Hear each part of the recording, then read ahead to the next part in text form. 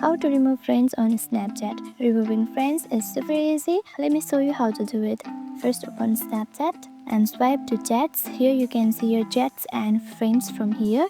Now simply open the chat and just go on their profile, and here tap on this three button at the top right,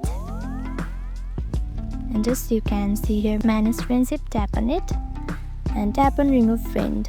Tap remove again, and just like that this one will be removed as your friend. Now go back. You can also use the next method, which is long press on it, and you can see manage friendship. Tap on it, tap on remove friend, and tap on remove again, and it will be removed as your friend. And that's it.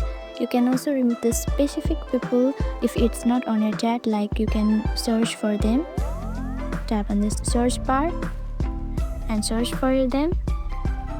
Once you search for them, they will be shown right here, and just open the profile and tap on these three dots, and you will see remove friend. Just tap on it and they will be removed as your friends. They won't be notified, but you will disappear from each other's list. You can still re-add them later if you change your mind. If you further want to do anything, you can also block them. You can use block instead to prevent the contact entirely. And that's it. If this video helped, make sure to give it a thumbs up and subscribe our channel for more tips and tutorials. Thank you for watching.